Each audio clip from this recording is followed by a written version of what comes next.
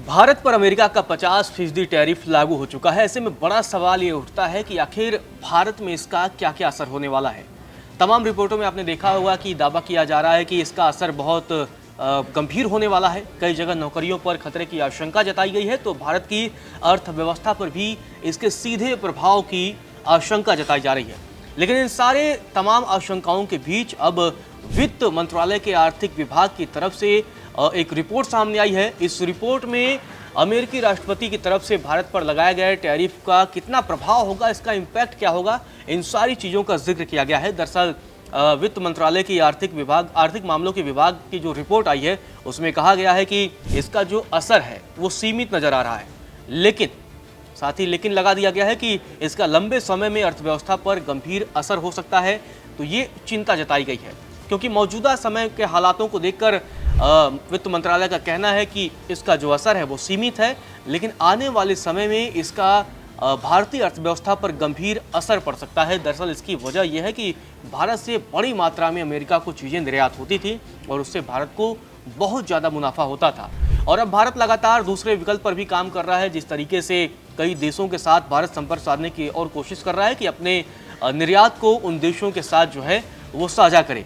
और आपको बता दें कि रिपोर्ट में कहा गया है कि शुरुआत में निर्यात पर असर सीमित है, लेकिन आपूर्ति श्रृंखला यानी कि सप्लाई चेन, महंगाई और वैश्विक बाजारों में भारतीय उत्पादों की कंपटीशन पर इसका गहरा असर पड़ सकता है।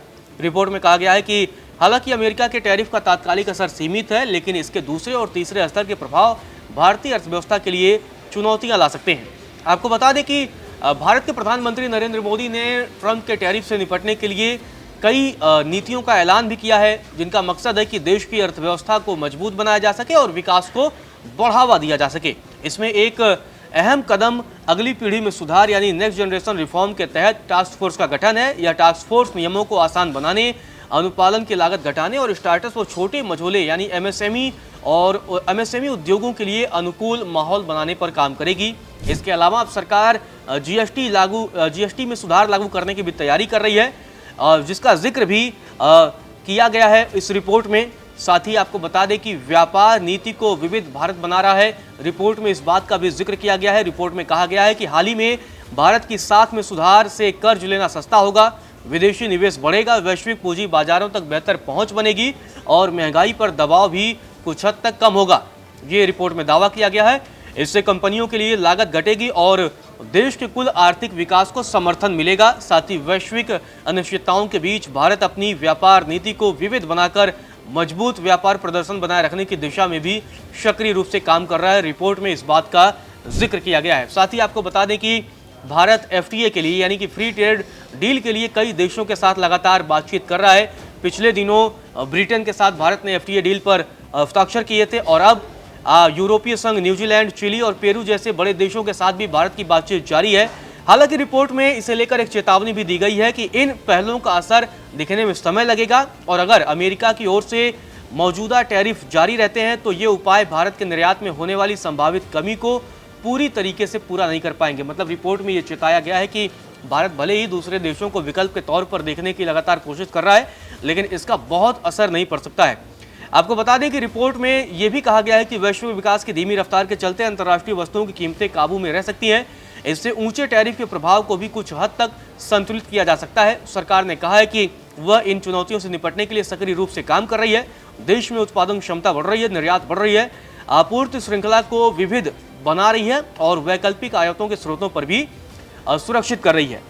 अब यहाँ बड़ा सवाल हो जाता है कि आखिर किस तरीके से जो भारत पर टैरिफ लगाया गया है उसमें भारत को कितने घाटे की आशंका है। दरअसल आपको बता दें कि अब भारत से 60.2 अरब डॉलर के निर्यात पर 50% टैरिफ लगेगा। ये जो ट्रंप की तरफ से, अमेरिका की तरफ से जो भारत पर टैरिफ लगाया गया है उसमें 60.2 अरब डॉलर के निर्यात पर 50% का टैरिफ लगेगा और 3.6% माल पर 25% टैरिफ लगेगा। हालांकि करीब 30 अरब डॉलर का सामान इस टैरिफ से छूट में रहेगा। कपड़ा उद्योग, रत्न, आभूषण और समुद्री खाद्य उत्पाद यानी सी फूड सबसे ज़्यादा प्रभावित होंगे क्योंकि ये श्रम प्रधान क्षेत्र है। इसके अलावा चमड़ा और जूते चप्पल उद्योग पर भी थोड़ा असर पड़ेगा। यह भारतीय निर्यातकों के लिए गंभीर झटका भी है। हालांकि यह पूरी तरीके से तबाही नहीं है, ऐसा तमाम विशेषज्ञों का कहना है। तो तमाम विशेषज्ञों का यह भी कहना है कि टैरिफ सिर्फ ताकत दिखाने का तरीका है, इससे अमेरिका भी कमजोर होगा। जी हाँ, एक तरफ भारत सरकार की तरफ से वित्त मंत्रालय का रिपोर्ट सामने आती है, उसके बाद अब तमाम विशेषज्ञ भी इस मसले पर अपनी राय दे रहे हैं। एक विशेषज्ञ का कहना है, जिनका नाम है एमजे अकबर हैं, हालांकि ये पूर्व विदेश राज्य मंत्री हैं, उनकी तरफ से ये कहा गया है कि ट्रंप के टैरिफ इस वक्त ताकत का प्रदर्शन लगते हैं, लेकिन बहुत कम समय में इससे अमेरिका खुद कमजोर होगा। ये नीति जरूरत से ज्यादा सख्ती दिखाती है और यह भी दर्शाती है कि राष्ट्रपति ट्रंप अपने दोस्तों पर भरोसा नहीं करते, बल्कि उन्हें अपने ऊपर निर्भर बनाना चाहते हैं।